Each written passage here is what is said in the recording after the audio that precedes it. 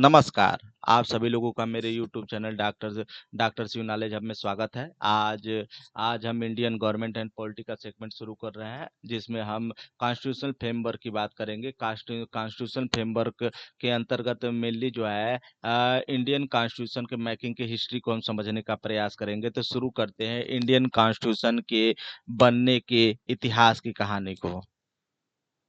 आप सभी जानते हैं कि जो भारत जो था, भारत जो है ब्रिटिश गवर्नमेंट का जो है कॉलोनीज रहा है। 1600 ईस्वी में जो है ब्रिटिश ईस्ट इंडिया कंपनी जो है भारत में व्यापार करने आई थी। अब महारानी एलिजाबेथ प्रथम ने जो है भारत में व्यापार करने के लिए ईस्ट इंडिया कंपनी को भेजा था। 1757 के जो 1757 का प्लासी का युद्ध था और 1762 के बक्सर के युद्ध के बाद जो है ईस्ट इंडिया कंपनी जो है पूरी तरह से डोमिनेंस में आ गई और उसने पूरी तरह से जो है इंडियन जो है पॉलिटिकल सिस्टम में इंटरफेरेंस करना शुरू कर दिया। तो आज हम जो है इंडियन कॉन्स्टिट्यूशन मेकिंग की हिस्ट्री के अंतर्गत ये समझने के प्रयास करेंगे कि भारत में संवैधानिक सरकार के निर्माण की क्या परिस्थितियां रही, कैसे हमने संवैधानिक निर्माण की संविधान का निर्माण किया, संवैधानिक शासन की जो है प्राप्ति की, कैसे हम नेशन से एक नेशन स्टेट में डेवलप हुए। एक हाँ ये भी हम समझने का प्रयास करेंगे कि हम कैसे जो है कॉलोनियल स्टेट से जो है सेल्फ रूल स्टेट के रूप में उभर कर सामने आए। इन सब तमाम चीज़ों को विषय में हम समझने का प्रयास करेंगे इस जो है इंडियन कॉन्स्टिट्यूशन के मेकिंग के हिस्ट्री के अंतर्गत। तो हम जानते हैं कि जो ब्रिटिश कंपनी थे यहाँ 1600 ईस्वी में आई थी। 1600 ईस्वी में आई थी यहाँ जो है व्यापार करने के लिए करीबन 100 वर्षों तक उसने जो है कॉमर्शियल ट्रेड व्यापार किया। ट्रेड और कॉमर्शियल जो एक्टिविटी जो है उसने वो किया। फिर उसके बाद जो है धीरे-धीरे वो समझ गई कि इंडियन इंडिया के लोग जो है वो मानसिक रूप से जो है विक्षिप्त है, या यह कह सकते हैं कि इंडिया के लोग जो है बहुत भोले हैं, नासमझ है, ऐसी प्रकार की चीज़ें उन्होंने देखी। तो उन्होंने धीरे-धीरे जो है इंडियन के पॉलिटिकल सिस्टम में भी इंटरफेरेंस करना शुरू कर दिया। फिर धीरे-धीरे वो जो है भारत के राज्य क्षेत्रों में आधिपत्य स्थापित करने लगे। सन 1757 के प्लासी और 1762 के बक्सर के युद्ध के बाद जो है ब्रिटिश कंपनी का जो है भारत में लगभग एकाधिकार हो गया। लेकिन बात ये थी कि जो है ब्रिटिश गवर्नमेंट को लगा कि ब्रिटिश गवर्नमेंट को जो है ईस्ट इंडिया कंपनी के खिलाफ बहुत सी शिकायतें आ रही थी कि ईस्ट इंडिया कंपनी जो है अपने पावर का मिसयूज कर रहा है। तो ईस्ट इंडिया कंपनी के जो है गतिविधियों को ध्यान में देखने के लिए या उसको रेगुलेट करने के लिए, उसकी जाँच करने के लिए ईस्ट इंडिया कंपनी के द्वारा जो है एक एक सीक्रेट कमिटी का गठन किया गया, एक गुप्त कमिटी का गठन किया गया और उस गुप्त कमिटी ने अपनी रिपोर्ट में यह बात स्वीकार किया कि ईस्ट इंडिया कंपनी जो है अपने पावर का मिसयूज कर रही है।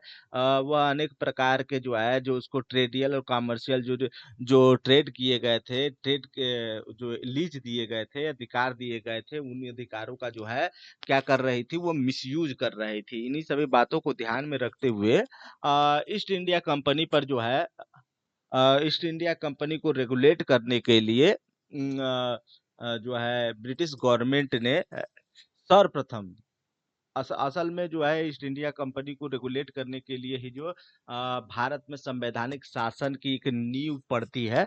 जो है इनका मेन उद्देश्य जो ब्रिटिश गवर्नमेंट था, ब्रिटिश गवर्नमेंट का उद्देश्य ये नहीं था कि भारत में जो है एक संवैधानिक शासन की स्थापना की जाए, भारत में एक संवैधानिक शासन की स्थापना की जाए। उनका ये उद्देश्य नहीं था। उनका मेन उद्देश्य ये था कि इंडियन के जो है भारत के जो अधिक से अधिक संपदा को क्या करना है, एक्सप्लॉइट करना है, उनका शोषण करना है। यही मेन उनका उद्देश्य था।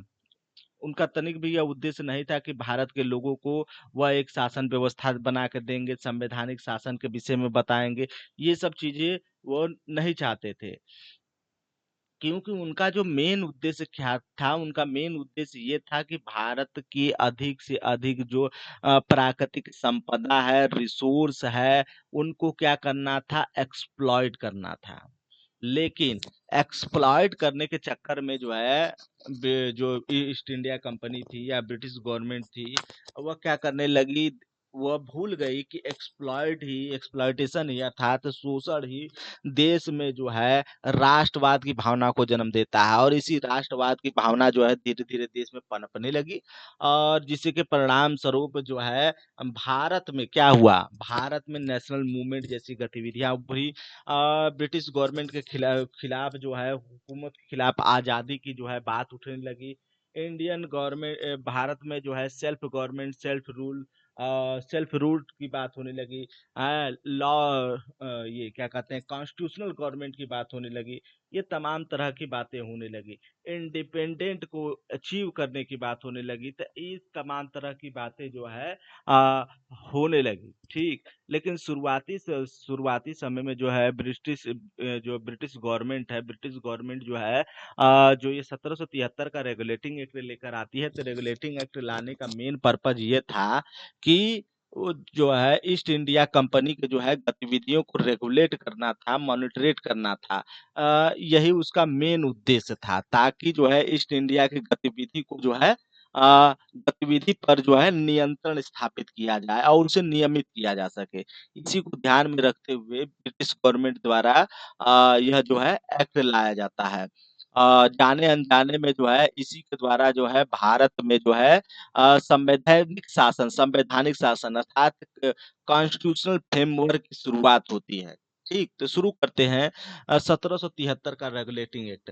अगर हम पूरे जो इस भारत के संवैधानिक शासन के विकास को जो है अगर देखना चाहें, कॉन्स्टिट्यूशनल डेवलपमेंट को हम अगर डिवाइड करके समझना चाहें, तो एक को हम ब्रिटिश फेज के रूप में और दूसरे को ब्रिटिश गवर्नमेंट के फेज के रूप में समझ सकते, जैसे महाराणा जो है क्या कह सकते हैं ब्रिटिश ताजपोशी के रूप में हम समझ सकते हैं। तो पहला फेज जो शुरू होता है वह 1600 से लेकर शुरू होता है, 1600 से 58 तक का जो फेज रहता है वह होता है ब्रिटिश ईस्ट इंडिया कंपनी के तहत जो है शासन का फेज के रूप में उसको हम जानते हैं। उसके बाद का दूसरा जो फेज होता है, दूसरे फेज को हम जो है ब्रिटिश गवर्नमेंट के फेज के रूप में हम समझते हैं, या क्राउन फेज के रूप में समझते हैं, क्राउन रूल के रूप में हम समझते हैं।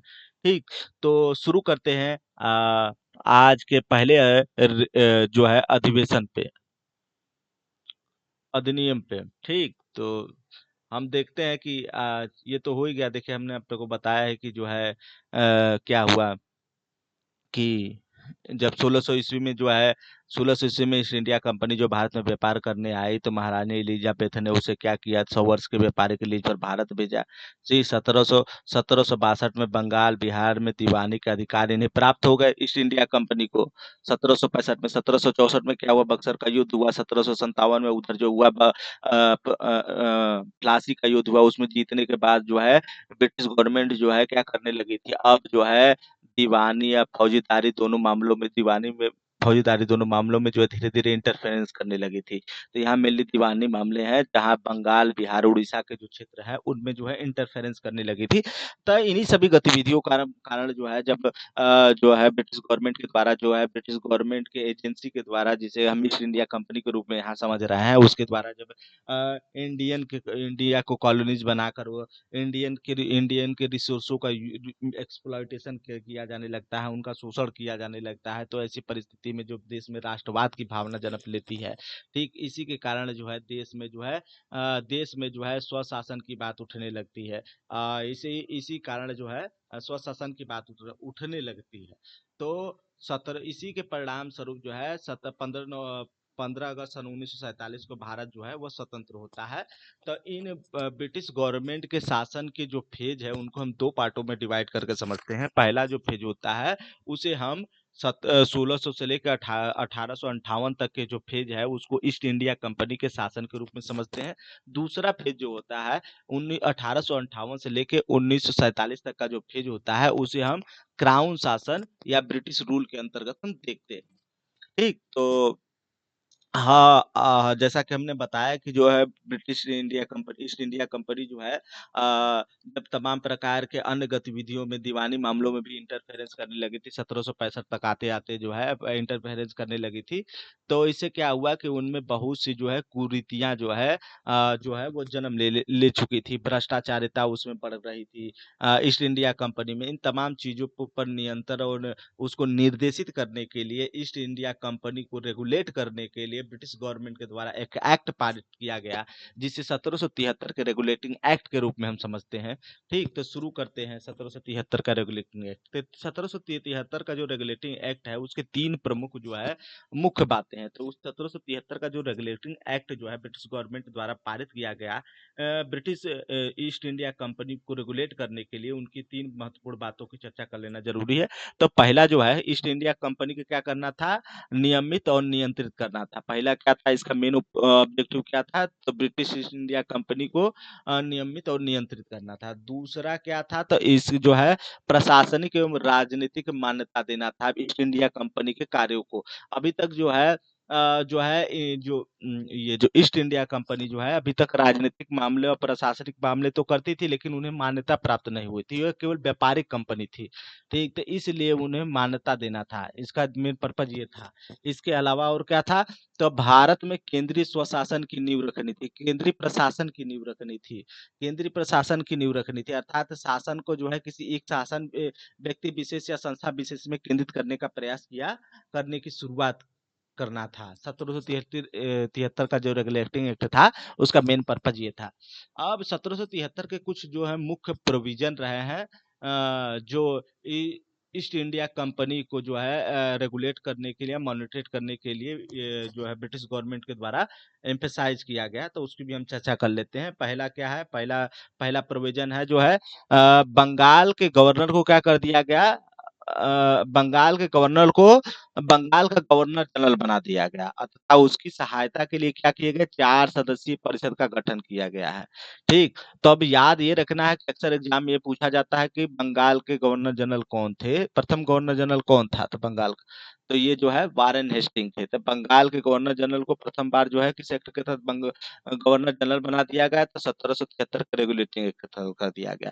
अब उसके आते हैं दूसरे प्रोविजन की बात करते हैं, तो मद्रास, मुंबई और बंगाल के गवर्नर जनरल के अधीन हो गए। क्या कर दिया गया कि बंगाल जो है, बंगाल के गवर्नर जनरल को क्या कर दिया गया, अन्य जो गवर्नर जनरल थे, जो मद्रास, मुंबई के गवर्नर जनरल थे, उसे बंगाल के गवर्नर जनरल के अधीन बना दिया गया। वो जो दोनों प्रेसिडेंसी थी, अब वो बंगाल के गवर्नर जनरल के प्रति रिस्पॉन्सिबल हो गई थी। ठीक, अब इसके अलावा तीसरा प्रोविजन क्या किया गया, 1773 के रेगुलेटिंग एक्ट के तहत कलकत्ता में एक उच्च न्यायालय की स्थापना की गई और इसके अलावा इसमें 3 अन्य न्यायाधीशों की भी नियुक्ति की गई। अब आते हैं चौथे प्रोविजन पर, देखते हैं। तो इसमें क्या हुआ कि जो कंपनी जो थे उस समय हम बता रहे थे कि उसमें करप्शन बढ़ गया था, तो जो कर्मचारी थे ईस्ट इंडिया कंपनी जो है निजी निजी व्यापार करने लगे थे, रिश्वत लेने लगे थे और उपहार जैसी गतिविधियां उसमें बढ़ रही थी।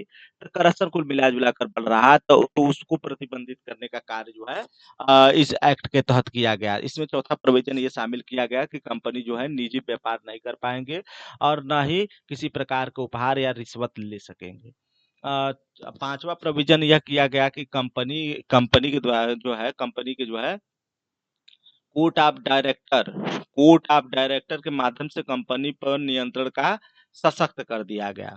ठीक, अब कोर्ट ऑफ एक डायरेक्टर जो है बॉडी बनाई गई जिसका मेन मेन उद्देश्य क्या था कि इसके जो है जो ब्रिटिश गवर्नमेंट की जो है बॉडी पर जो है नियंत्रण स्थापित करना था। ठीक, कोर्ट ऑफ जो डायरेक्टर बनेगा, तो ये इसका मेन क्या है, वो ब्रिटिश गवर्नमेंट की गतिविधि को नियंत्रित करने का कार्य करना होगा। तो 1773 के एक्ट के बाद जो है और अन्य कई जो है एक्ट भी आए। 1773 के बाद आया 1781 का एक्ट आया। ठीक, इसके जो है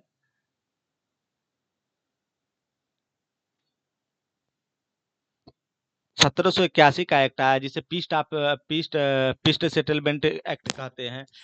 जो है समय समय पर जो है ब्रिटिश गवर्नमेंट के द्वारा जो है ईस्ट इंडिया कंपनी या जो है ईस्ट इंडिया कंपनी या भारत में संवैधानिक शासन के सुधार की दृष्टि से अनेक जो है क्या किए गए एक्ट पारित किए गए थे, 73 के बाद भी अन्य एक्ट आए। तो जैसा कि हमने बताया कि 1773 से लेके वो 1900 क्या है 1947 तक जो है 1935 तक माना जाएगा वैसे मेनली, लेकिन सब जब तक 15 अगस्त 1947 तक जो भारत हुआ उसी तक उस समय तक हम जो है ब्रिटिश गवर्नमेंट के रूल के रूप में देखते हैं। तो उस समय तक भारत जो है भारत जो था ब्रिटिश गवर्नमेंट का उपनिवेश था। तो इस लिहाज से जो है हम देखते हैं कि अनेक प्रकार के एक्ट पारित किए गए समय समय पर जो है भारतीयों के द्वारा, जो भारत में राष्ट्रवाद की लहर जागी थी, भारतीयों ने समय समय पर क्या किया, ब्रिटिश गवर्नमेंट की नीतियों के खिलाफ आवाज उठाई। और उसका परिणाम यह हुआ कि समय समय पर ब्रिटिश गवर्नमेंट को अपनी नीतियों में बदलाव किया करते रहना पड़ा। तो 1773 की जो एक्ट आया था उसमें कुछ खामियां थी, उस खामियों को दूर करने के लिए 1781 का जो है एक्ट ऑफ सेटलमेंट लाया गया। ठीक, फिर उसके बाद क्या हुआ, उसके बाद जो है 1781 का एक्ट है उसमें कुछ खामियां रही, उन खामियों को दूर करने के लिए 1784 का जो है पीस्ट ऑफ एक्ट पीस्ट इंडिया एक्ट लाया गया। जिसका मेन उद्देश्य यह था कि जो 1781 की जो एक्ट जो पारित किए गए उनमें जो खामियां रह गई थी उनको सुधार करना था। तो आते 1784 के पीस्ट इंडिया एक्ट पर। तो 1784 के पीस्ट इंडिया एक्ट के कुछ मुख्य प्रोविजन ये थे, इसमें क्या किया गया था, राजनीतिक और वाणिज्यिक कार्य जो थे उसको पृथक कर दिया गया। अब यहाँ ध्यान रखना है कि उस समय जो राजनीतिक और वाणिज्यिक कार्य थे जो अलग अलग नहीं थे, तो उसमें इसमें क्या किया गया, ईस्ट इंडिया एक्ट के तहत जो है जो है ईस्ट इंडिया एक्ट के तहत जो है ईस्ट इंडिया कंपनी के राजनीतिक और वाणिज्यिक कार्य को पृथक पृथक कर दिया गया। अब हम यहाँ देखते हैं कि जो है बोर्ड ऑफ कंट्रोल एक बॉडी का जो है गठन कर दिया गया राजनीतिक कार्यों के प्रबंधन के लिए। बोर्ड देखिए इधर इधर था बोर्ड ऑफ, ठीक, कंपनी के बोर्ड ऑफ डायरेक्टर था। ठीक, ये एक बोर्ड ऑफ डायरेक्टर था, एक बॉडी का गठन किया गया था 1773 के एक्ट में। अब यहाँ जो होगा, ठीक, बोर्ड ऑफ डायरेक्टर था वहां, तो वो क्या कर रहा था, प्रशासनिक मामलों का था, व्यापारिक मामलों का था। अब यहाँ राजनीतिक मामलों के लिए क्या राजनीतिक मामलों के लिए बोर्ड ऑफ कंट्रोल नामक एक बॉडी का गठन किया गया, जो जिसका मेन उद्देश्य यह था कि कंपनी के जो है जो राजनीतिक या प्रशासनिक मामले थे उसकी निगरानी करना था, उन पर नियंत्रण स्थापित करना था। अब 1774 के जो 84 का जो है एक्ट जो है उसके प्रोविजन संख्या 3 पर आते हैं। तो उसके तीसरे तीसरे नंबर का प्रोविजन था कि वह ब्रिटिश क्या था कि सैन्य और राजनीतिक गतिविधियों पर नियंत्रण स्थापित करता। भारत में क्या था, भारत में सभी नागरिकों, सैन्य, सरकार एवं राजस्व गतिविधियों का निरीक्षण एवं नियंत्रण करना था। इसका थर्ड प्रोविजन यह था कि भारत में सभी नागरिक जो होंगे, सैन्य सरकार होगी, राजस्व गतिविधि होंगी, उनका अधीक्षण एवं उन पर नियंत्रण स्थापित करना था। अब इसके बाद जो है 1833 का जो है चार्टर एक्ट आया है यहाँ। तो इसके पूर्व भी जो है कई एक्ट आ चुके हैं जिसकी चर्चा हम अलग से कर लेते हैं, क्योंकि यहाँ जो है उस इस नोट्स में वो चीजें दी नहीं गई हैं। तो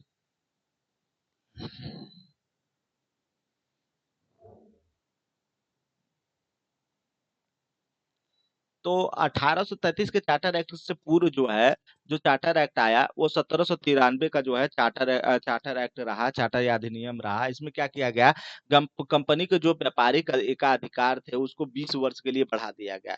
दूसरा प्रोविजन ये किया गया, ये सभी चीजें क्या हो रही हैं, सब सुधार हो रही है, एक के बाद एक जो है जो एक्ट पारित हो रहे हैं वह एक एक्ट की कमियों को, खामियों को दूर करने के लिए दूसरा एक्ट लाया जा रहा है, फिर उनमें संशोधन करके एक नया एक्ट लाया जा रहा है। यही जो है क्रियाएं जो चल रही है, इसी को हम कॉन्स्टिट्यूशनल डेवलपमेंट के रूप में हम समझ रहे हैं। इसी तरह भारत में संविधान का निर्माण हुआ, यह संविधान निर्माण बनने की प्रक्रिया को या स्थिति को प्रदर्शित कर रहा है।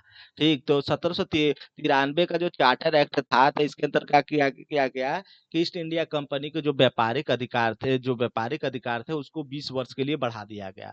इसके अलावा जो है भारतीयों को शिक्षा पर 1 लाख प्रति वर्ष खर्च करने का प्रावधान कर दिया गया। दूसरा प्रोविजन ये किया गया 1793 का जो चार्टर एक्ट रहा उसके तहत। तीसरा प्रोविजन ये रहा कि धर्म, जो ईसाई मशीनरी है उसको जो है भारत में धर्म प्रचार करने का जो है अधिकार दे दिया गया, कि वो भारत में धार्मिक प्रचार कर सकते हैं अपने धर्म को बढ़ावा देने के उद्देश्य से। इसके अलावा चौथा प्रोविजन ये कर दिया गया कि लोकल गवर्नमेंट का जो है टैक्स लगाने और टैक्स को वसूलने का अधिकार दे दिया गया।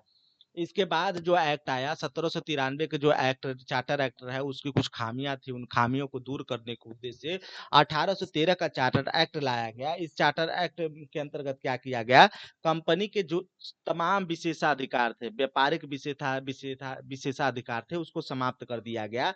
चीनी, चाय, अफीम के व्यापार को छोड़कर कंपनी जितने प्रकार के जो व्यापार करती थी उस पर उसका एकाधिकार था। ठीक, तो उस एकाधिकार को समाप्त कर दिया गया। तो यह जो 1813 का जो चार्टर एक्ट था उसमें यह प्रावधान किया गया। इसके बाद आते हैं 1833 के चार्टर एक्ट में। 1833 के चार्टर एक्ट में क्या किया गया कि भारत में केंद्रीकरण की दिशा में एक प्रमुख पहल किया गया। ठीक, तो इसमें क्या किया गया आप देखते हैं, इसके कुछ प्रोविजन क्या क्या है। तो इसमें बंगाल के गवर्नर जनरल जो थे इसको भारत के गवर्नर जनरल बना दिया। अब तक जो अभी हमने देखा कि 1773 का जो चार्टर एक्ट था उसके तहत क्या किया गया था, बंगाल का गवर्नर होता था तो उसे बंगाल का गवर्नर जनरल बना दिया गया। अब जो है 1833 के चार्टर एक्ट में क्या किया गया कि बंगाल के गवर्नर जनरल को भारत का गवर्नर जनरल बना दिया गया। ठीक, यह प्रावधान जो है अलग से जोड़े गए 1833 के चार्टर एक्ट के तहत। ठीक, दूसरे प्रावधान पर आते हैं। हाँ, इसमें जो है इसके अलावा क्या किए गए तो मद्रास मुंबई के गवर्नर को विधायिका संबंधी जो शक्तियां थी उससे वंचित कर दिया गया। अब जो है पहले क्या था, मुंबई मद्रास की जो प्रेसिडेंसी थी अभी तक 1833 के पूर्व तक जो थी, तो मद्रास मुंबई की जो प्रेसिडेंसी थी वह क्या कर सकती, विधायी शक्तियां उनको प्राप्त थी, वह विधि बना सकती थी। लेकिन अब जो हो गया, जब बंगाल के गवर्नर जनरल को भारत का गवर्नर जनरल बना दिया गया तो उनसे उनकी विधायी शक्तियां छीन ली गई। भारत के गवर्नर जनरल को पूरे जो भारत की जो विधायी शक्तियां थी वो उसको बनाने पर उसको एकाधिकार दे दिया गया। अब जो भारत के गवर्नर, जो बंगाल का गवर्नर जनरल था, क्योंकि वह भारत का गवर्नर जनरल हो गया और वह वही उसके पास असीमित विधि बनाने की शक्ति हो गई थी। ठीक, और इसके अलावा जो दो जो प्रेसिडेंसी थी, मद्रास और मुंबई जो प्रेसिडेंसी थी, उसको विधि बनाने का अधिकार को जो है समाप्त कर दिया गया।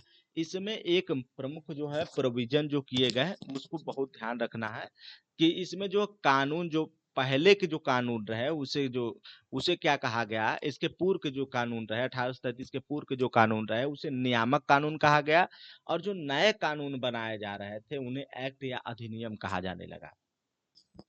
ठीक, अब इसके बाद आते हैं प्रोविजन संख्या 3 पर। तो कंपनी के जो व्यापारिक अधिकार थे, ठीक, वह जो है अब सब समाप्त कर दिया गया। तो जो चीनी, चाय, अफीम पर जो कंपनी का व्यापारिक अधिकार था, अब 1833 के चार्टर एक्ट में जो क्या कर दिया गया कि वो भी जो एकाधिकार था अब वह पूरी तरह से खत्म कर दिया गया। इसके अलावा क्या किया गया, जो है चौथा जो प्रोविजन किया गया 1833 के चार्टर एक्ट में, तो उसमें क्या किया गया, सिविल सेवाओं के लिए खुली प्रतियोगिता का जो है आयोजन करने का प्रयास किया गया। ठीक, भारतीयों को जो है भारतीयों को भी जो है ब्रिटिश कंपनी में पद, कार्यालय, रोजगार हासिल करने से वंचित नहीं किया जाएगा, ऐसा प्रावधान किया गया। लेकिन कोर्ट ऑफ जो डायरेक्टर था, जो उसकी बॉडी है कोर्ट ऑफ डायरेक्टर, जो है व्यापारिक गतिविधि में जो ईस्ट इंडिया कंपनी की जो व्यापारिक गतिविधि थी उसको रेगुलेट करने के लिए जो बॉडी बनाई गई थी कोर्ट ऑफ डायरेक्टर, उसके विरोध के द्वारा जब उसने विरोध व्यक्त किया तो जो है यह प्रावधान खत्म कर दिया गया कि सिविल सेवा जो है भारत में खोली जाएगी, कि भारतीयों के लिए, कि भारतीय भी जो है भारत में सिविल सेवक बन सकेंगे। तो इस प्रावधान को समाप्त कर दिया गया। अब इसके बाद आते हैं 1853 के चार्टर एक्ट के तहत।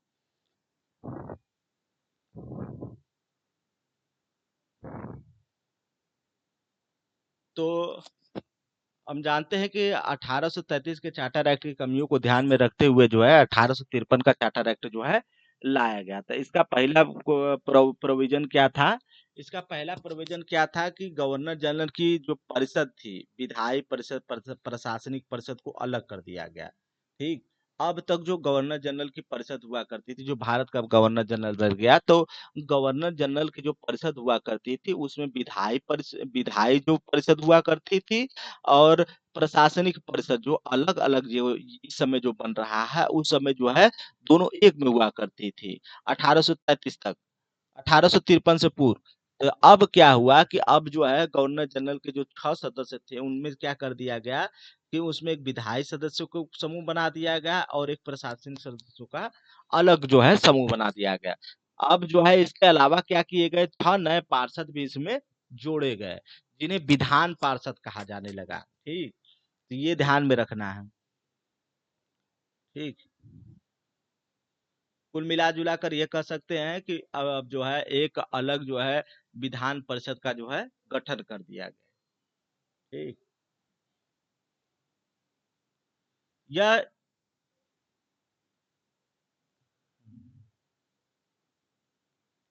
इसमें क्या किया गया, इससे सिविल सेवक भर्ती के लिए खुली प्रतियोगिता का शुभारंभ किया गया। 1853 के प्रावधानों के तहत ही 1854 में जो है भारत में जो है खुली प्रतियोगिता, सिविल सेवा के लिए खुली प्रतियोगिता का आयोजन किया गया। ठीक, लॉर्ड मैकाले की जो थे, उन्हीं की रिपोर्ट के आधार पर जो है भारत में खुली प्रतियोगिता का आयोजन किया गया। इससे क्या हुआ, कंपनी का जो है, इससे कंपनी के विस्तार कर दिया गया। भारतीय क्षेत्र को इंग्लैंड राजशाही के तहत जो है कब्जे में रखने का अधिकार दिया गया। लेकिन इसके पूर्व क्या था, देखिए कुल मिला जुला कर इसमें जो है कुल प्रावधान जो किए गए हैं, 1853 के जो एक्ट है उसके अंतर्गत क्या क्या प्रावधान किए गए थे। गवर्नर जनरल के परिषद के कार्यों को क्या कर दिया गया, विधायी एवं प्रशासनिक से अलग कर दिया गया। ब्रिटिश संसद द्वारा पारित जो है यह अंतिम चार्टर था, 1853 का जो एक्ट था। सभी सरकारी सेवाओं की जो रिक्ति भरी जाएंगी उसको क्या कर दिया गया, अब उन पर उनके लिए प्रतियोगी परीक्षाओं का आयोजन किया जाएगा, ऐसा प्रावधान किया गया।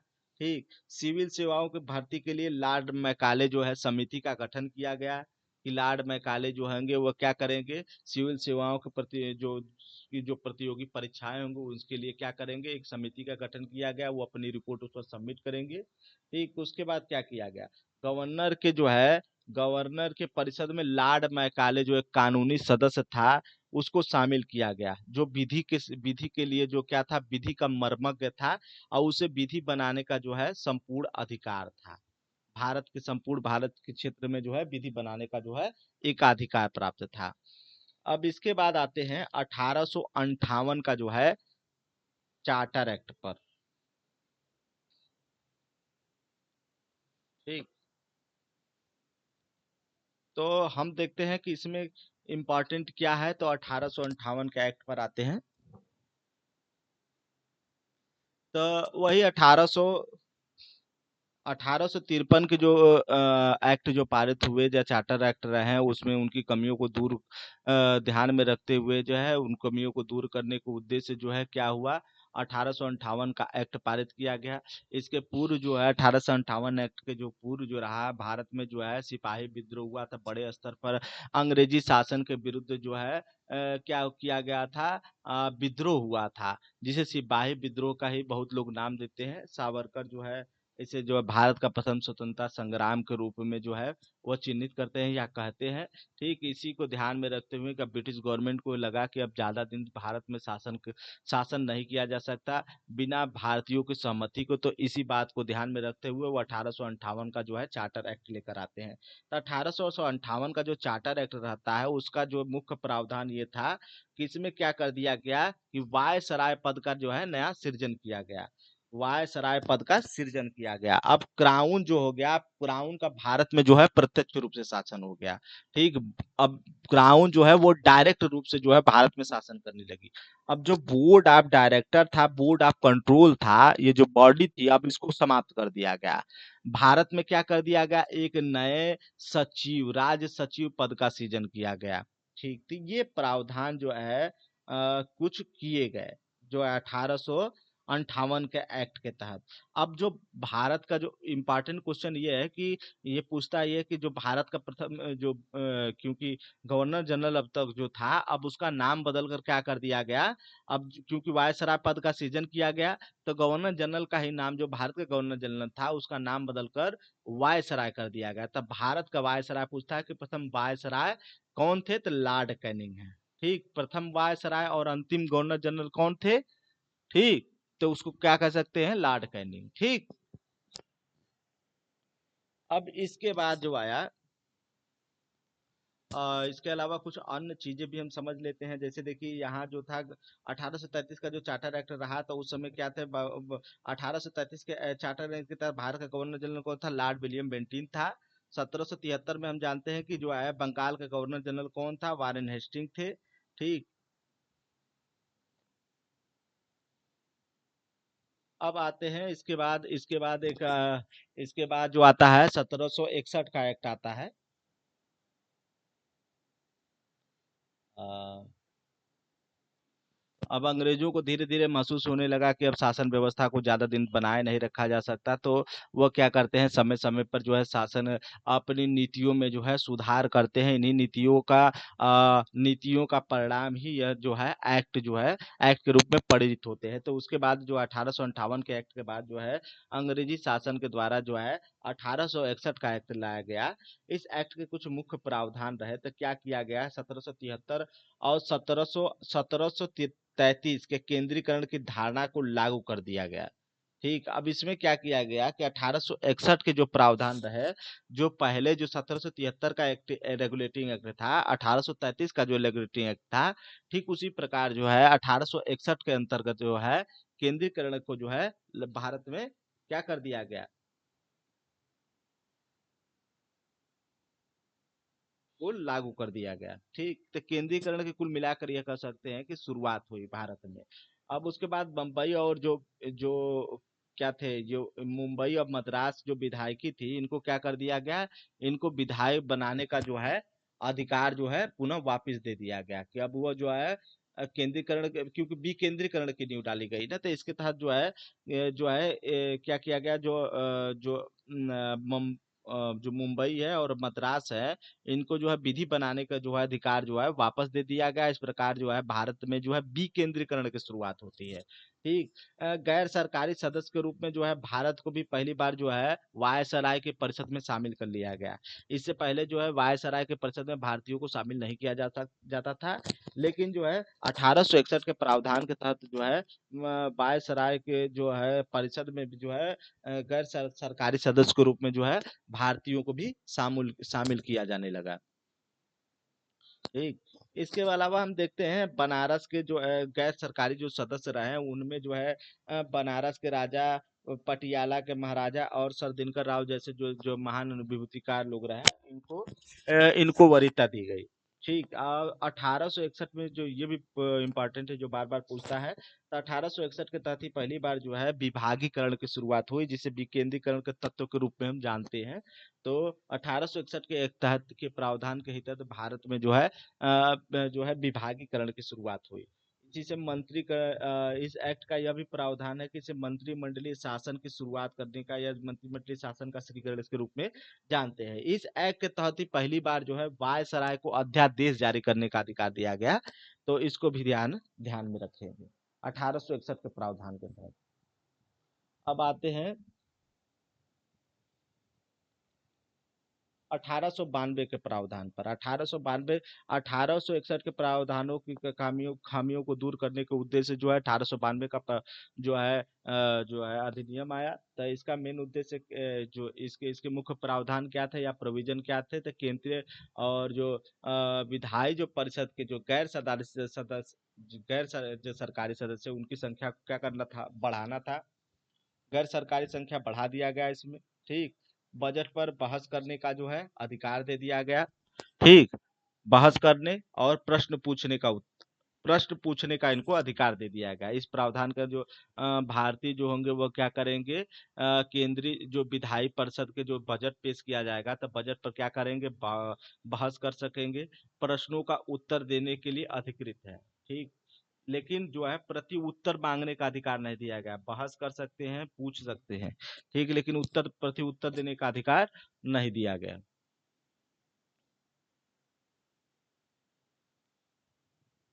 इसके अलावा क्या किया गया? तो इसके अलावा क्या किया गया कि वायसराय की जो सलाह परिषद होगी, सलाहकारी परिषद होगी, उनमें क्या नगर, जिला परिषद, नगर पालिका, विश्वविद्यालय, व्यापार संघ, जमींदार, चेंबर ऑफ कॉमर्स से जो है की सिफारिश पर जो है क्या किया गया, उनकी सलाह, जो ये प्रांतीय परिषद जो होगी उसमें जो होगा सदस्यों को नामित करने का जो है बात कहा गया, चाहे वो केंद्रीय विधान परिषद रहा हो और बंगाल चैम्बर्स ऑफ कॉमर्स में गैर सरकारी जो सदस्य के नामांकन के लिए शक्ति का प्रावधान किया गया। तो इसमें जो नामांकन किए जाएंगे केंद्रीय विधान परिषद में, बंगाल चैम्बर्स ऑफ कॉमर्स में वायसराय के द्वारा, वो किन की सलाह पर किए जाएंगे? तो जिला परिषद, न्यायपाल, प्रांतीय विधान परिषद और जिला परिषद, न्यायपालिका, विश्वविद्यालय, व्यापार संघ, जमींदार, चैम्बर्स ऑफ कॉमर्स की सिफारिश पर किए जाएंगे। जो गैर सरकारी सदस्य हैं उनकी जो नियुक्ति की जाएगी।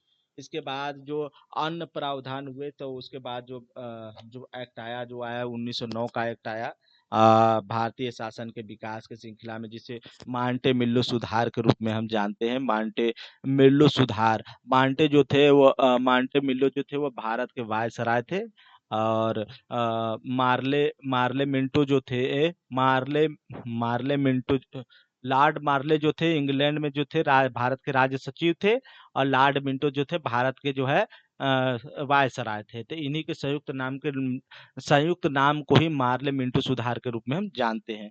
तो इसका मुख्य प्रावधान क्या था कि इसे हम अब देखिए इसके मुख्य प्रावधान क्या थे। अनुपूरक प्रश्न पूछने का अधिकार दिया गया, ठीक, बजट पर संकल्प लाने का अधिकार दिया गया। इसके अलावा क्या किया गया? भारत में उच्चायुक्त के सृजन किया गया। मुसलमानों के लिए पृथक निर्वाचन पद्धति की बात की गई। मेन मेन प्रावधान यही है कि इसमें जो है मुसलमानों के लिए एक पृथक निर्वाचन पद्धति की बात की गई, ठीक। तो ये कहा गया इसमें कुल मिला जुला कर, तो ये एक मुख्य प्रावधान है कि अनुपूरक प्रश्न पूछने का अधिकार दिया गया, बजट पर संकल्पना लाने का अधिकार दिया गया, ठीक। और इसमें जो केंद्रीय परिषद होगी उनकी सदस्य संख्या जो है 16 से बढ़ाकर 60 कर दी गई, ठीक। अब इधर आते हैं, और क्या चीज है इसमें, कुछ इम्पोर्टेंट चीजें। सत्येंद्र प्रसाद सिन्हा, हम्म अब देखते हैं कि मुसलमानों के लिए क्या कर दिया गया, एक सांप्रदायिक प्रतिनिधि प्रणाली की बात की गई है, ठीक है। इसी तरह जो भारत में जो है, इसे मार्ले मिंटो को जो क्या कहा जाता है, भारत में सांप्रदायिकता का, जो सांप्रदायिक निर्वाचन पद्धति का जनक कहा जाता है। प्रेसिडेंसी कॉमर्स और चेंबर्स ऑफ कॉमर्स, विश्वविद्यालय और जमींदारों के लिए एक अलग प्रतिनिधित्व का प्रावधान किया गया इस एक्ट के तहत जो है, 1909 के एक्ट के तहत। अब उसके बाद आते हैं 1919 के एक्ट के तहत। तो 1919 के एक्ट में जो हुआ, क्रमिक सुधार की दिशा में यह पहला प्रयास था। तो इसमें क्या किया गया, जो है मा, चे, मा, मा, इसको बोलते हैं मांगेस्ट्रू चेम्सफोर्ड सुधार अधिनियम। तो मांगेस्ट्रू जो थे भारत के सचिव थे, चेम्सफोर्ड जो थे वायसराय थे। इन्हीं के संयुक्त नाम को जो है मांगेस्ट्रू चेम्सफोर्ड सुधार के नाम से जानते हैं। 1909 में यह आया था। इसके तहत जो क्या किया गया, क्रांति और इसके तहत क्या किया गया कि भारत में जो है पृथक, जो पहले पूरा देख लेते हैं। तो इसमें क्या किया गया, जो हस्तांतरित पहले प्रांतीय जो विषय थे उसको क्या कर दिया गया, दो भागों में विभक्त कर दिया। आरक्षित एवं हस्तांतरित दो भागों में डिवाइड कर दिया गया। आरक्षित विषय जो थे वो क्या थे, गवर्नर के पास रख दिए गए, ठीक। अनारक्षित जो विषय थे, अनारक्षित गवर्नर की कार्यपालिका की सहायता से कोई यूज कर सकता था। बाकी जो आरक्षित विषय होंगे, अनारक्षित जो विषय होंगे वो क्या थे, वो गवर्नर के पास जो है सुरक्षित रख दिए गए। अब इसके अलावा क्या क्या किया गया, 1919 के चार्टर एक्ट के तहत क्या किया गया, 1919 के चार्टर एक्ट के तहत जो है ये सांप्रदायिक प्रतिनिधित्व प्रणाली थी, इसका विस्तार कर दिया गया।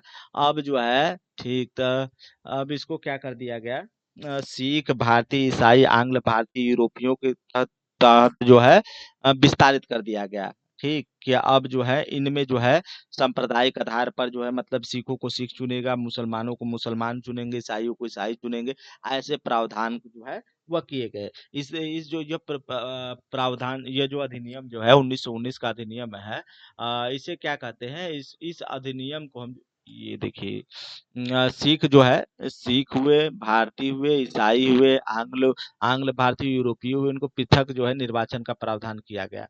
ठीक, अब इसके अलावा क्या किया गया, इसमें क्या है, कानून, इस कानून में क्या कर दिया, संपत्ति कर शिक्षा के आधार पर सीमित संख्या में मताधिकार देने का प्रावधान, ये एक महत्वपूर्ण प्रावधान जो है 1919 के एक्ट के तहत किया गया कि जो है संपत्ति या कर और शिक्षा के आधार पर जो है सीमित आधार पर जो है मताधिकार देने का प्रावधान किया गया। और पहला जो है इसमें जो है 1919 के एक्ट के तहत क्या है कि जो सांप्रदायिक पृथक का प्रावधान था उसे क्या कर दिया, सिखों, भारतीयों, ईसाइयों, आंग्ल भारतीयों तक जो है विस्तारित कर दिया गया। दूसरा क्या किया गया, संपत्ति और संपत्ति कर शिक्षा तक जो है इसे क्या कर दिया, सीमित कर दिया गया। जिनके पास एक आधार पर जो होगा संपत्ति होगी, शिक्षा होगी, उन्हें जो होगा वोट डालने का अधिकार दिया गया।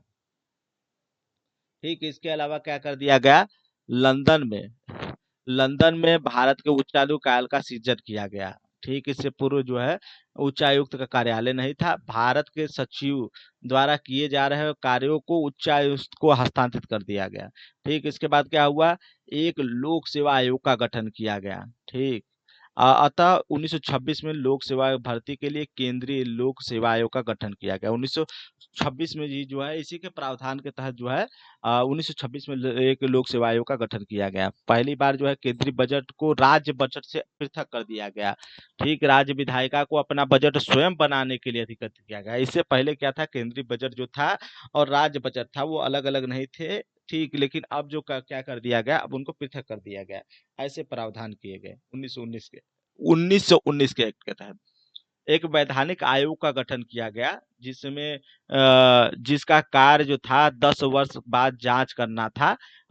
एक ऐसे वैधानिक आयोग का गठन करना था जिसका जो है एक वैधानिक आयोग का गठन का प्रावधान किया गया, जिसका मुख्य उद्देश्य क्या था कि 1919 के एक्ट जो होगी, ठीक, उसकी एक समीक्षा करना था 10 वर्ष बाद। ठीक, तो 1927 में जो है वही जो है वैधानिक आयोग जो है साइमन आयोग के रूप में परिचित होता है।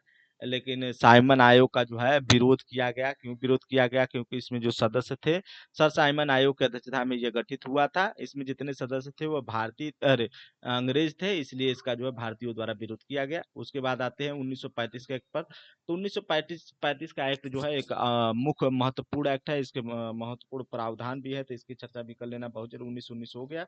ठीक, अब आते हैं 1935 पर। तो 1935 का जो एक्ट है बहुत महत्वपूर्ण है, एक्ट है, तो इसकी चर्चा करते हैं। ठीक, तो इसमें क्या कर दिया गया, इस एक्ट के तहत जो है संघ सूची, केंद्र और राज्य की शक्तियों को जो क्या कर दिया गया, 3 सूचियों में विभक्त किया गया। संघ सूची, राज्य सूची, समवर्ती सूची में विभक्त किया गया। एक अवशिष्ट जो शक्तियां थी वह क्या वायसराय को दे दिया गया। ठीक, अवशिष्ट शक्तियां जो थी वो वायसराय को दे दिए गए। अब ये ध्यान रखना है कि ज्यादातर जो सूचियां हैं, तकरीबन 200 से ज्यादा जो अनुच्छेद थे वो भारतीय संविधान में 1935 के एक्ट से ही लिए गए हैं। तो यहाँ जो है, ठीक, जो केंद्र राज्य को भी शक्तियों का बंटवारा किया गया है। केंद्र केंद्र सूची, राज्य सूची, समवर्ती सूची। केंद्र सूची मतलब केंद्र सरकार जिस पर नियम बनाएगी, राज्य सूची जिस पर राज्य सरकार नियम बनाए, समवर्ती जिस पर केंद्र राज्य दोनों नियम बनाते हैं। और यहाँ जो अपशिष्ट शक्तियां थी वह केवल वायसराय को हस्तांतरित कर दी गई। ये प्रावधान जो है 1919 के जो है अधिनियम के तहत किया गया। ठीक, इसके अलावा क्या कर दिया गया,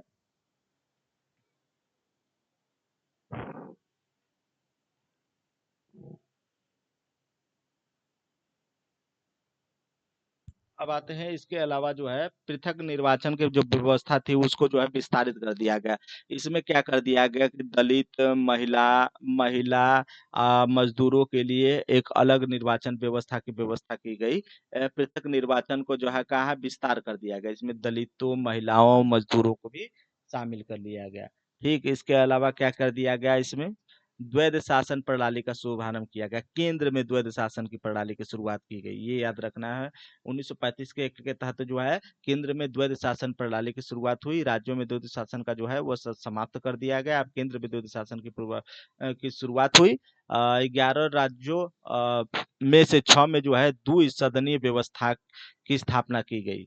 ठीक, जिनमें जो है क्या क्या रहा, मुंबई रहा, मद्रास, बिहार, संयुक्त प्रांत, असम में द्विसदनीय विधान परिषद और विधानसभा का प्रावधान जो है वह किया गया। अब जो है 1858 द्वारा जो भारतीय परिषद को समाप्त कर दिया गया। इस अधिनियम के तहत क्या क्या किया गया, 1858 में जो भारतीय परिषद का गठन किया गया था भारतीय सचिव की सलाह के लिए। इंग्लैंड में जो भारतीय परिषद को क्या कर दिया गया, 1935 के एक्ट के तहत वो समाप्त कर दिया गया। इंग्लैंड में भारतीय सचिव को सलाहकारों की टीम टीम मिल गई। इससे क्या हुआ कि अब जब ये खत्म हो गया, तब इंग्लैंड में जो भारतीय सचिव को सलाहकारों की टीम मिल गई।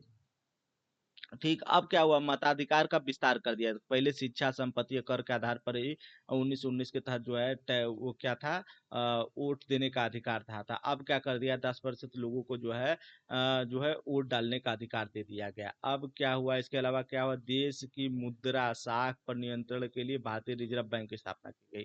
ये याद रखना बहुत इंपॉर्टेंट है। देखिए किस एक्ट के तहत भारत में जो है रिजर्व बैंक की स्थापना की गई, तो 1935 के एक्ट के तहत जो है भारत में रिजर्व बैंक की स्थापना की गई। अब यहाँ 1937 के तहत ही 1935 के एक्ट के तहत ही जो है 1937 में एक संघीय न्यायालय की स्थापना की गई, ये भी याद रखना है। ठीक है, इम्पोर्टेंट है। ठीक, अब इसके बाद आते हैं 1947 के भारत शासन अधिनियम 1947 पर आते हैं। तो भारत शासन अधिनियम की बात करते हैं तो 22 फरवरी को क्या हुआ, 20 फरवरी 1947 को ब्रिटिश प्रधानमंत्री क्लीमेंट एंटनी ने घोषणा की थी 30 जून 1947 को कि भारत में ब्रिटिश शासन समाप्त हो जाएगा। ठीक, ये घोषणा की। ठीक, और सत्ता जो है भारतीयों को सौंप दी जाएगी। ठीक, सौंप दी जाएगी। इस घोषणा से क्या हुआ, मुस्लिम लीग ने आंदोलन कर दिया, भारत के विभाजन की बात कही गई। 3 जून 1947 को ब्रिटिश सरकार ने फिर क्या किया, ब्रिटिश सरकार ने, ठीक, ने स्पष्ट किया कि 1946 में गठित संविधान सभा द्वारा उन क्षेत्रों में लागू नहीं होगा जो उसे स्वीकार नहीं करेंगे। 3 जून 1947 को वायसराय लॉर्ड माउंटबेटन ने विभाजन की योजना पेश की, जिसे लॉर्ड माउंटबेटन योजना कहा गया। इस योजना को कांग्रेस और मुस्लिम लीग ने स्वीकार कर लिया। इस प्रकार भारतीय स्वतंत्रता अधिनियम 1947 बनकर उसे लागू कर दिया गया। तो कुल मिला जुला कर ये कह सकते हैं कि जो है आह, कुल मिलाकर ये कह सकते हैं कि इससे पहले जो है क्योंकि जो है सेकेंड वर्ल्ड वार चल रहा था, सेकेंड वर्ल्ड वार के बाद जो है भारत इंग्लैंड की स्थिति जो है वो खस्ता हो गई थी। तो ऐसी परिस्थिति में जो है ब्रिटिश गवर्नमेंट का यह मेन उद्देश्य यह था कि भारतीयों को जो है क्या करना था, अपनी तरफ से जो है शामिल कर युद्ध में लड़ाना था। लेकिन भारतीयों द्वारा जो है ऐसी बातों को स्वीकार नहीं किया गया। पहले से फर्स्ट वर्ल्ड वार में तो भारतीयों द्वारा शामिल हो गए, लेकिन सेकेंड वर्ल्ड वार में बड़े स्तर पर जो है भारतीयों ने इसका विरोध किया। इसके बाद जो है ब्रिटिश गवर्नमेंट भी धीरे धीरे जो है सेकेंड वर्ल्ड वार के वजह से जो है बहुत कमजोर हो गई। उसकी आर्थिक स्थिति बहुत खराब हो गई, आर्थिक स्थिति बहुत चरमरा गई थी। ऐसी परिस्थिति में ब्रिटिश गवर्नमेंट को यह लगा कि अब हम भारत पर ज्यादा समय तक शासन नहीं कर सकते। तो इसी इसी कारण जो है भारत में जो है भारतीय स्वतंत्रता अधिनियम 1947 पारित किया, जिसका मेन उद्देश्य यह था कि भारत को जो है शासन सौंपना था। इसका मेन उद्देश्य क्या होगा कि भारत को स्वशासन या डोमिनियन स्टेट का जो है दर्जा देना था। जब तक जो है क्या होगा, भारत में जो है क्या होगी, शासन व्यवस्था स्थापित नहीं हो जा सकती। ठीक है, जो 1947 का जो एक्ट पारित हुआ, जो 19 शासन का अधिनियम आया, तो उसके साथ तहत क्या प्रावधान किया ब्रिटिश गवर्नमेंट ने। इससे पहले जो किप्स मिशन आया, ये किप्स मिशन आया, कैबिनेट मिशन आया, तो इनके जो प्रावधान रहे इससे नाखुश हुए। नाखुश होकर जो है इंडिया ये जो भारतीयों ने जो है उसका विरोध प्रदर्शन किया। तो उसके बाद जो है भारत, क्योंकि जो है भारत में उस समय जो है कई पॉलिटिकल पार्टी थी, तो पॉलिटिकल पार्टी जो है ब्रिटिश गवर्नमेंट की जो है नीतियों पर जो है एकमत नहीं हो रहे थे। ऐसे में जो है एकमत बनाने के लिए उनको जो उचित लगा उसी को ध्यान में रखते हुए उन्होंने 15 अगस्त 1947 का जो है प्रावधान किया, जिसमें क्या हुआ, ब्रिटिश साम्राज्य समाप्त कर दिया गया। स्वतंत्र संप्रभु राज्य की घोषणा की कर दी गई। अब इस जो ये प्रावधान किया गया 1947 का इसमें क्या कर दिया गया, दो स्वतंत्र जो है स्वतंत्र डोमिनियन स्टेट की बात हुई, भारत और पाकिस्तान का सृजन कर दिया गया। इससे पहले ये हो रहा था कि भारत को स्वतंत्र बनाया जाए, भारत को स्वतंत्र बनाया है, लेकिन उधर जो है मुस्लिम लीग जो है अडिग था कि हमें एक स्वतंत्र देश की स्वतंत्र देश चाहिए। ठीक था, इस वजह से जो है आम सहमति नहीं बन पा रही थी। तो जिसके कारण जो है 1947 का एक्ट लाना पड़ा। 1947 के एक्ट लाकर जो है भारत को दो भागों में डिवाइड कर दिया गया। अब इससे क्या हुआ, भारत में ब्रिटिश राज की समाप्ति हो गई 15 अगस्त 1947 को, और भारत और पाकिस्तान दो स्वतंत्र जो है संप्रभु राज्य जो है उभर कर सामने आए। अब क्या हुआ, वायसराय का पद समाप्त हो गया, उसके स्थान पर दोनों डोमिनियन राज्यों में गवर्नर जनरल पद का सृजन कर दिया गया। ठीक। अब नए जो है जिसकी नियुक्ति के लिए नए कैबिनेट राज्य की सिफारिश पर ब्रिटिश ताज को करनी थी। ठीक।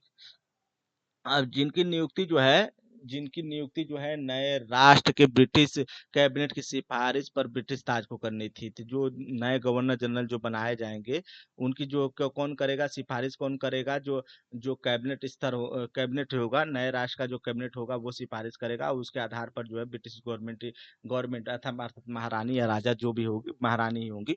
ठीक, तो आमतौर पर वो करेंगी। तो ये बातें उठी, तो ये दोनों जो डोमिनियन राज जो है उनके क्या होंगे, एक संविधान सभा की बात हुई कि संविधान सभा को अपने देश को संविधान बनाने और उसकी नीतियों को लागू करने के लिए कार्य करेंगे। ठीक, या बनाएंगे, ऐसी बातें कही गई। ठीक। अब संविधान सभा को यह शक्ति प्रदान की गई कि वो क्या करेंगे, संविधान का निर्माण करेंगे, और क्रियान्वयन होने तक वो क्या करेंगे, संबंधित क्षेत्रों में विधानसभा सभा बना सकते हैं। यह प्रावधान किया गया कि अभी अभी जो क्योंकि इनको जो शक्तियां तो दे दी गई, लेकिन इन्हें अपने अपना इनके पास जो इंडिया के पास ना पाकिस्तान के पास अपना कॉन्स्टिट्यूशन नहीं था। तो ऐसी परिस्थिति में जो है संविधान सभा के निर्माण की बात हुई, संविधान सभा के द्वारा ही संविधान के निर्माण की बात की गई। तब संविधान सभा के निर्माण की बात हो रही थी, इस प्रावधान के तहत संविधान सभा के निर्माण को जो है अधिकृत किया गया कि आप संविधान सभा का निर्माण करेंगे और उसके द्वारा अपने संविधान का निर्माण करेंगे। यह प्रावधान किया गया, जो भारतीय सचिव का पद था समाप्त कर दिया गया। सभी जो शक्तियां राष्ट्रमंडल के मामलों में राज्य सचिव को हस्तांतरित कर दी गई। ये जो है प्रावधान, कुछ मुख्य प्रावधान यही थे। अब उसके बाद 1947 में भारतीय रियासतों को क्या कर दिया है, ब्रिटिश संप्रभुता से संपन्न समाप्त कर दिया गया। ब्रिटिश संप्रभुता की समाप्ति कर दी गई। अब 15 अगस्त 1947 को क्या हुआ, भारतीय रियासतों पर जो ब्रिटिश डोमिनेंस था उसको पूरी तरह से समाप्त कर दिया। तो आज के क्लास में हमने इंडियन कॉन्स्टिट्यूशन के मेकिंग की हिस्ट्री को डिटेल में समझा। अब इसके बाद हम भारत में जो है जो इंडियन कॉन्स्टिट्यूशन मेकिंग की हिस्ट्री के अंतर्गत ही जो है कॉन्स्टिट्यूशनल असेंबली को, संविधान सभा के विषय में हम समझेंगे कि संविधान सभा का भारत में कैसे निर्माण हुआ, उस समय की क्या क्या परिस्थितियां रही, किन किन परिस्थितियों के तहत जो है संविधान सभा का निर्माण हुआ, संविधान सभा के क्या क्या प्रावधान रहे, किप्स मिशन क्या रहा, कैबिनेट मिशन क्या रहा, संविधान सभा ने किन किन चरणों से होकर गुजर कर जो है भारत में संविधान का निर्माण किया, कौन कौन सी प्रमुख समितियां रही जिन्होंने इसमें अमूल्य योगदान दिया। इन तमाम तमाम चीजों की हम जो है अगली क्लास में चर्चा करेंगे। तब तक के लिए धन्यवाद।